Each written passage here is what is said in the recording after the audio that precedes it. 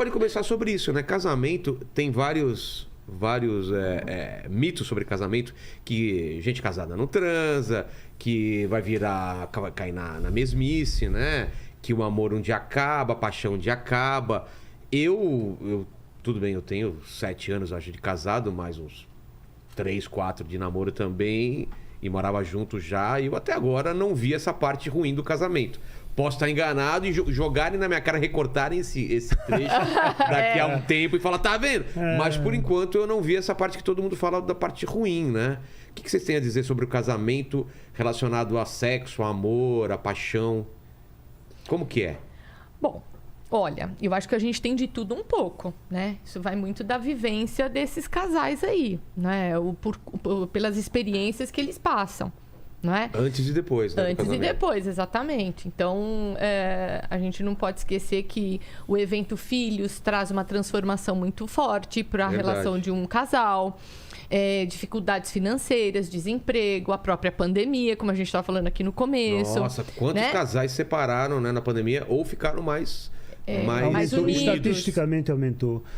Acho que no Brasil aumentou em torno de 40% as separações na pandemia. 40%? Na Europa também. O número foi muito considerável de separações, de divórcio e tudo mais. Então, quer dizer, dependendo da vivência que essas pessoas têm, né, ao longo das suas vidas, do relacionamento, isso pode se manter muito bem, né? A vida sexual ela pode se manter em alta ou então de boa para o casal. Ou não. Essa frequência pode cair significativamente, o relacionamento pode ficar ruim. Frequência. Quando que deve acender uma luz vermelha para o casal em relação à frequência?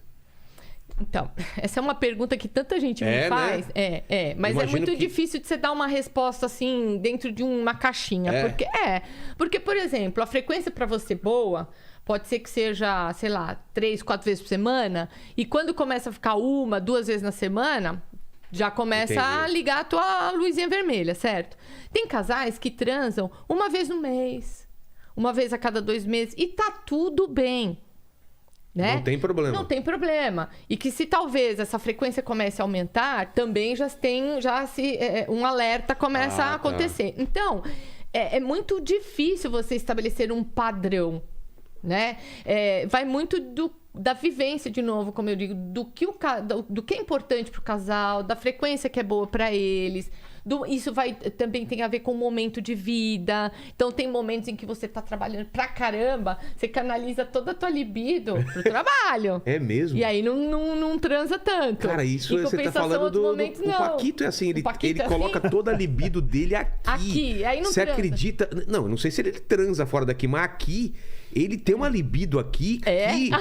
Tem outro funcionário que fez uma denúncia grave, que ele andou passando partes dele nas costas da mão do outro. Tem foto dele passando mesmo? Em outros lugares. Eu ainda vou revelar um dia que tem um caso que foi o contrário. Mandíbula fez comigo. Tá bom, então. Vou revelar ainda. Mas isso acontece, né? Então... De viver um momento de você estar trabalhando tanto, tá aquele negócio que a pessoa não consegue pensar em outra coisa. É verdade. E é muito importante, às vezes, a gente tá ligado nisso, porque a Organização Mundial da Saúde, por exemplo, em 2002, ela lançou uma pesquisa que a gente até se norteia por ela até hoje, apesar de já ter 20 anos de pesquisa, mas a gente se norteia muito por ela. Que ela diz que uma pessoa, para ter qualidade de vida, ela precisa ter 4 pontos em equilíbrio na vida. Seria vida em família, lazer, trabalho e sexo. Qualquer um desses 4 pontos, vida em família, lazer, trabalho e sexo. O sexo tá no um dos 4 pilares importantes para a qualidade de vida. Então, quer dizer, quando qualquer um desses 4 pilares ele tiver em desequilíbrio, por exemplo, você está trabalhando pra caramba. Só puxar faz assim, né? Melhor. Desculpa. Quando você, por exemplo, tá, sei lá, o item trabalho, você tá trabalhando demais, né? Então, às vezes você não tem tempo para se divertir, você não tem vontade de transar. Né? Não tem tempo com a família. Não tem tempo com a família. Ou, às vezes, você está passando por alguma questão com a sua família. Então, você compromete o trabalho, porque a cabeça fica atormentada com isso. E assim sucessivamente. Então, quando qualquer um desses 4 itens encontra-se em desequilíbrio, todos os outros ficam afetados. Então é muito importante a gente estar sempre atento. Todo mundo passa por isso, tá? Em algum momento mesmo? da vida, claro, né? Em algum momento da vida a gente desequilibra num ponto ou no outro. Mas ela tem razão. Agora, só complementando o que ela estava dizendo, você faz uma pergunta que é interessante, que é: qual é a frequência normal? Ou aceitável, talvez. Pois é, mas isso é interessante porque a gente está sempre procurando a referência fora. Ao invés de procurar a referência dentro. Tá bom pra mim, tá bom pra ela? Isso, qual é o problema? exatamente. Qual é a referência nossa? E aí as pessoas... Porque quem é psicólogo sabe disso. As pessoas têm sempre duas vidas sexuais. Uma que elas falam em público e a outra que elas falam para o psicólogo. É verdade. Ah, é? Com certeza. Então, em público... O psicólogo fala real. Ele fala real. Então, em público, ninguém nunca broxou. Em público, todo mundo transa todo dia. Né, Paquito? Em público, né? Em público... Cara, o Paquito fala que nunca broxou, velho. Então... Mas um dia vai, tá? Ah, não é praga questão de não, mas um tempo, dia né? vai, viu? Pois é, mas aí, quando vai para o psicólogo, aí você começa a ver detalhes que... eu nunca brochei, a não ser quando eu tô apaixonado, aí eu tenho medo de brochar, porque aí eu começo a ficar inseguro, como é que vai ser meu desempenho. Então, as pessoas precisam começar a procurar referências internas. O que é normal para mim? Entendi. O que é que está bom para mim no sexo? Agora, com relação a... E, sobretudo, o que é sexo para mim? Porque as pessoas falam de sexo como se sexo fosse uma coisa óbvia. E como se sexo fosse somente genital.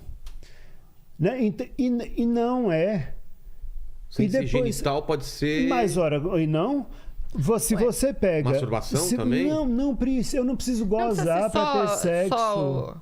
Você pode falar. Você pode falar, você pode ter sexo de várias maneiras. Entendi. Porque para pensar uma coisa.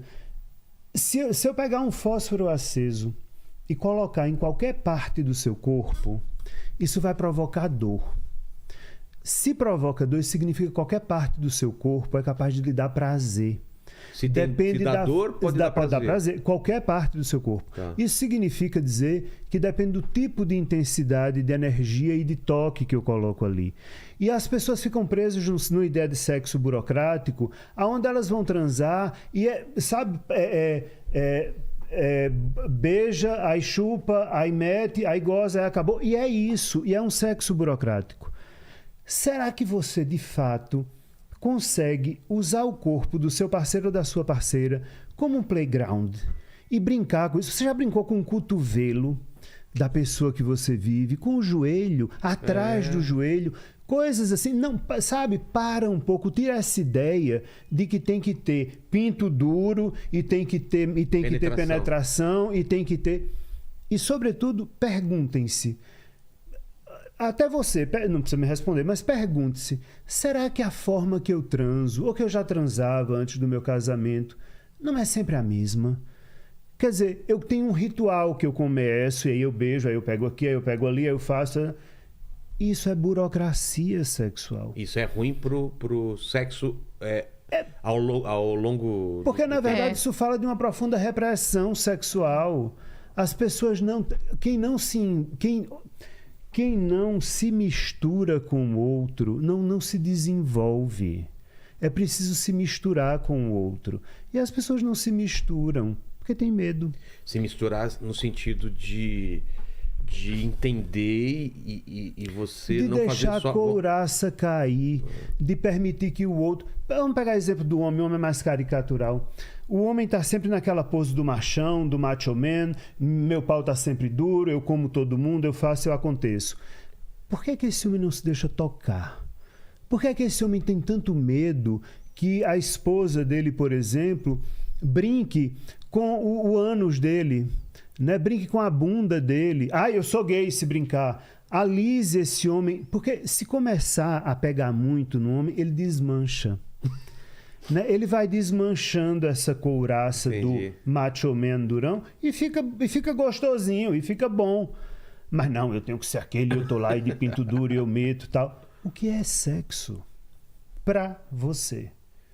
Talvez assistir uma série de TV abraçadinho, esfregando o pé no pé, possa ser muito sexual, do que muitos outros sexos que se faz por aí, que na verdade tem gente fazendo masturbação acompanhada, e aquilo não é sexo, no final das contas. É uma coisa pra Entende você o que eu quero só. dizer?